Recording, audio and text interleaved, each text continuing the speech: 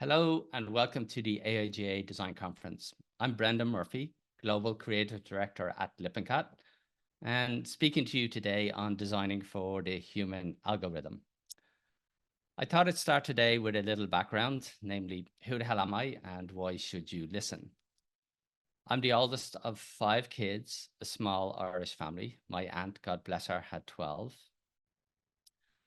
I'm originally from Dublin, Ireland, Dublin from the Gaelic Blackpool, also home to the Black Stuff Guinness and to Count Dracula, written by Bram Stoker. If you haven't been, it's well worth a visit, especially at this time of year for Halloween. My dad drove a taxi and my mother knit, and I spent much of my early childhood under the bonnet of my dad's car, helping him keep his car on the road. I unfortunately inherited none of his sense of direction. I bought, in high school, I ran track and cross country, which got me a scholarship to the US. I bought a one-way ticket to Pittsburgh, Pennsylvania, only to find that the school was in Pittsburgh, Kansas, a very small, old mining town, not on many maps. After graduation and a few years back in Dublin job hopping, I got a graduate scholarship to study design at the University of Cincinnati.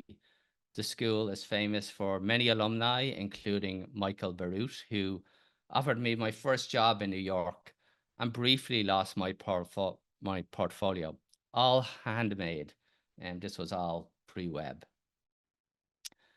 As part of my graduate work at Cincinnati, I reimagined the access symbol, now in use and inspiring many other versions throughout the world.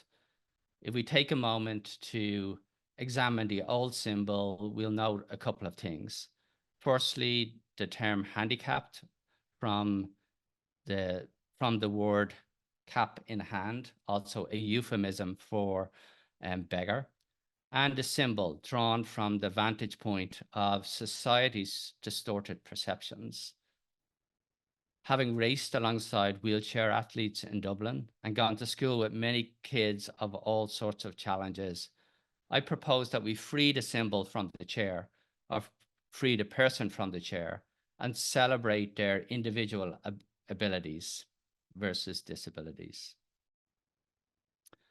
30 years later, the symbol hangs on the wall of both MoMA and the V&A, albeit next to the bathroom, and I'm sure to my dad's great pride on New York City taxis. It was this symbol that got me my first job offer, which unfortunately never came to pass in a really bad economy.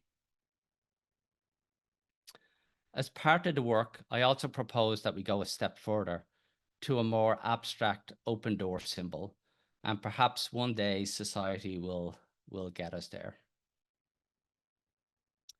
And last but not least, in my spare time, I wrote and illustrated a children's picture book with Disney. You might still find it on Amazon.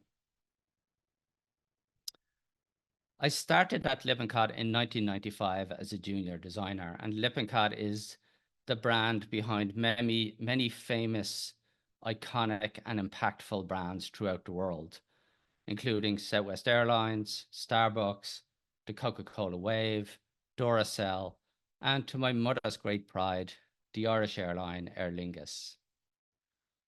And since 1995, the tools, the technologies, and the channels have radically changed. Think pre-internet, pre-mobile phone, and social media was the corner pub on a Friday afternoon. And creativity, like love, was something you strove for, but certainly did not measure. To paraphrase Einstein, some things that can be measured shouldn't, and some things that should be measured can't.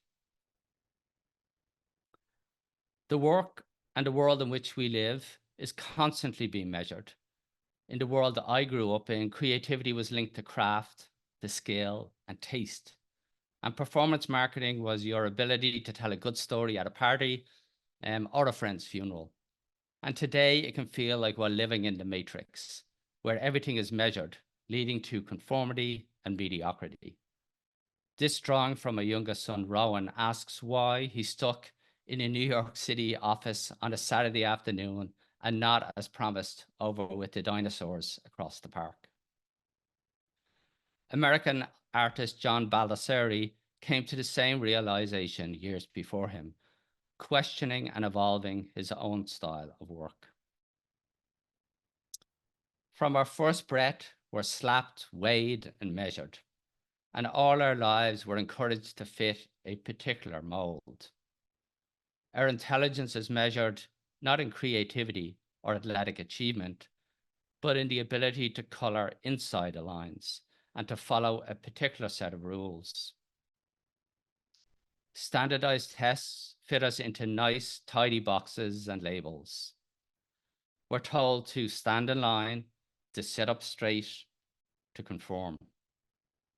And even when we rebel, lash out at our parents, at society, shave our head, spike our hair, or braid it, we look for and find psychological safety in common ground. We find our tribe. The phone I grew up with didn't fit in your pocket. Our experience and inspiration tended to be analog, more one-to-one than one-to-many.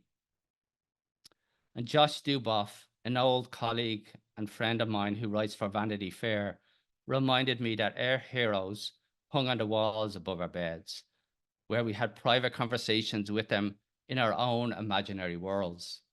Today, we have these conversations online in real time and share them with the wider world. You can only imagine what Madonna might have said to a freckly ginger 14-year-old. Today, we tend to find our tribes online. We don't find inspiration, inspiration finds us. Discovery is less serendipity, but programmed, unique to you and millions of others like you globally. For our part, we're not walking the factory floor, not connecting physically with the complex underbelly that makes the world work. Nor are we wandering out of the woods to fields of golden daffodils for inspiration. We want instant answers, losing sight of the journey and personal originality in the process. The same sources lead to the same answers over and over and over again. If it's good enough for Airbnb and those before them, well, then it must be perfect for Pampers. Algorithms, flattery, and laziness can lead to a sea of sameness. Someone found the work we did for NYC Pride so inspiring, they developed their own, right down to the registered trademark. NYC Pride is in Technicolor on the left. We're all using the same tools and conforming to the same templates. We're programming technology, and technology is listening, learning, and stealing from us. The design world, like the rest of society, is addicted to hyperreality, to visual sugar and neon. Everything feels like it's surgically or chemically enhanced. And the danger is that wabi-sabi is giving way to a sea of uniformity. Design systems seem to be designed less for the real world than for the virtual museum, designed to fit into the obligatory bento box. Coming to life in an artificial world of canvas bags and sterile billboards, evoking a very Orwellian dystopia. You can see these same formulas and algorithms throughout the world in which we live. From music to fast fashion to WeWork offices and even to our golf courses. Forms and systems are coded to neutralize versus celebrate individual content.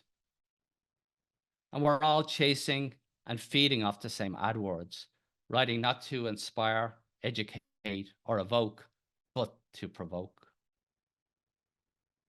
Our validation is no longer in the craft or the process.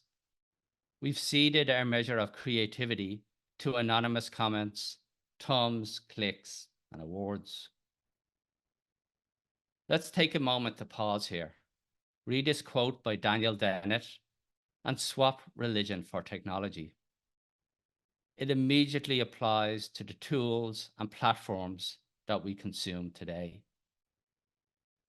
As we embrace the power and opportunities of these new technologies, the danger to our profession and society is not the technology, but in our own blind faith, in our own laziness, and perhaps even worse, our complacency. We, of course, encourage all our teams to embrace every form of new technology in search of the new, but we should also be wary of its shortcuts. I ran across this quote in a New York Times article, and it's a hauntingly scary painting of our potential future. The tech platforms aren't like the Medici in Florence or those other rich patrons of the arts. They don't want to find the next Michelangelo or Mozart. They want to create a world of junkies because they will be the dealers. When we open our screens, we're looking for answers in places that have no real world experience. AI never worked as an immigrant on a hot, sweaty building site or painted the stripes on a Kansas street in 100 degrees for minimum wage. Remember when you ask it a question that it never touched grass, never ran in a summer Ohio rain, and its answer is not a one-of-a-kind diamond in the rough, but a sausage with pieces of many. Tech brands are inserting themselves in places where they clearly do not belong. We and our children are losing sight of who we are and how we grow. Have we given up on play, on learning, on curiosity? Today, it can seem like we're players in a video game of our own making, for which the outcome is outside of our control. If we expect to bring originality to our work, to our clients, we need to diverge from the algorithmic playbook. We can't defer to Claude or Midjourney. Back in 2001, I reached out to Gert Dunbar and asked for his secret to creativity. Don't listen to the client was his answer. And I'm reminded of this quote every time somebody asks me if we can use AI to speed up our answer. Look at all the viral hits. No algorithm predicted them. They're moments in time, tuned into a collective feeling or frustration. Design is a language of curiosity. It finds inspiration equally in poetry, as music, as an emergency room, or the backseat of a cab. Design needs to be alive, to constantly evolve and morph. And I know I must sound like a parent when I say, when starting your next project, log off your phone, close your laptop, get outside, go pick flowers at the dump. I'm not saying that we bury our heads in the sand. Of course, we need to embrace these new technologies, find new ways of thinking. It can make things we only or never even imagined. But we can't lose sight of the fact that this is a parallel universe, removed from love and pain, from joy and hurt.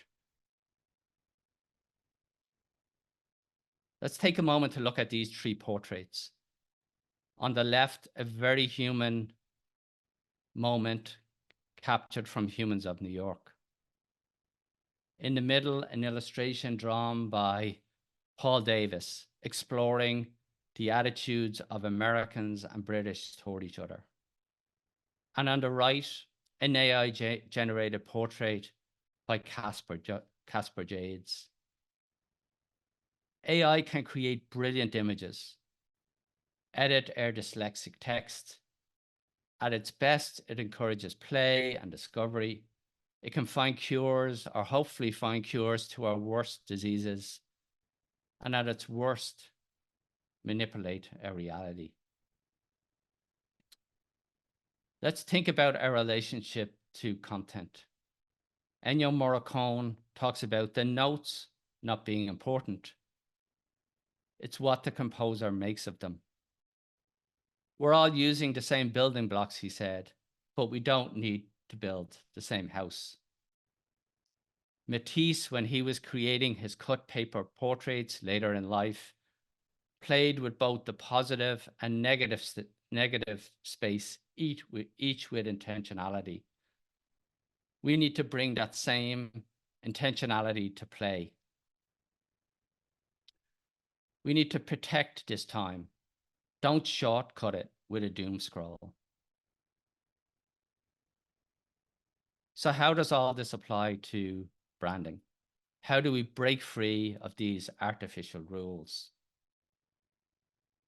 Where technology is linear and logical, humanity is squishy, often illogical and irrational. And this is where we as brands can differentiate. Brand identity has traditionally focused on two aspects of the graphic toolkit, logo and color, but it's critical that we look at the broader context. And as we think about identity, the last few years have forced us to think more broadly about its role in society and how and where we play. Starting with the logo, it's most often where we make the critical emotional connection. One of Lippincott's key tenets is lead, don't follow. Yet it's interesting that if we look back in time, both Delta and Southwest shared a remarkably similar symbol, but they offer a very different flight experience and come from very different cultures. A logo is not just a logo. It's a lightning conductor in culture. Each logo reflects its own story of place, of culture, of experience. It's our own opportunity to create a very different connection. Looking at color and the Fortune 100, why is it predominantly blue? Why are industry leaders so color conservative? Is it patriotism? Lack of imagination? And to say that blue is the world's favorite color is really a cop-out. We've a whole box full of crayons. And as consenting adults, we're suddenly afraid to color outside the lines. Branding is more emotion than logic. And as we develop a brand's unique story, we have to ask what we as humans uniquely offer. Looking at the world of founders, we see a very complex and diverse opportunity in personalities. Brilliance, resilience, ego, provocateurs, gumption. There's no algorithm to define any of this. And one of my favorite quotes is from the Google Voice Guidelines, which says, wear a suit, but don't be one. Yet many companies in describing themselves find it very hard to stretch beyond the obvious. Human, innovative, optimistic, trustworthy. How many of us would describe a friend or enemy in these terms? No, we get to far more descriptive and nuanced language. Tenacious, belligerent, quirky, cranky, an early bird, or like myself, a tea drinker. When looking for inspiration, let your mind wander in art and literature. Brands are like characters. They're not defined by their cover or their color, but by their relationships, their contexts and actions. The best brands are not defined by their guidelines, but by their principles. Embrace your freckles, your ginger hair, your awkward fashion sense. Same logo, 3 different categories, 3 different cultures, 3 very different cultural catalysts. We recently had Andy Pearson, creative director at Liquid Death, into our studio. In describing the Liquid Death brand, he noted, "It's not defined by a can or a guideline. It's driven by its character." And while it may share the same typography as the New York Times or the form factor of many alcoholic alternatives, its character inspires a very different brand, marketing, and creative experience. Both the Times and Liquid Death engage in constant design experimentation. They're precious, but not, and they engage and shape our culture. Liquid Death does not try to be all things to all people. It takes a position, it polarizes. And most brands coming out of research would run a mile from feedback like this. They run toward it.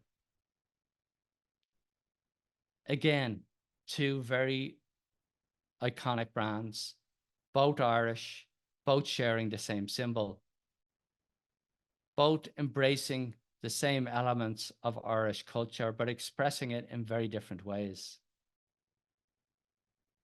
The Irish are famous nomads, and Guinness, when abroad, celebrates diversity and encourages each culture to embrace it as their own. Ryanair revels in Black Irish humor, replying to a tweet asking about a flight refund for a cheating husband. It says, "Emotional baggage costs extra." So what are our takeaways for each of us and our work? Whether exploring your own self-brand or designing for a client, embrace your differences. In a world of likes and shares, dare to be a black sheep. Right, wrong. Look for your honest voice. When asked about KPIs, one of my favorite clients answered, "Make me squirm." Fuck likes, fuck algorithms. Do work that interests you. Do work that polarizes. Do work that makes people jealous. Gaurav Mahagut, thank you. And thank you to the AIGA for this wonderful opportunity. Slán leat now.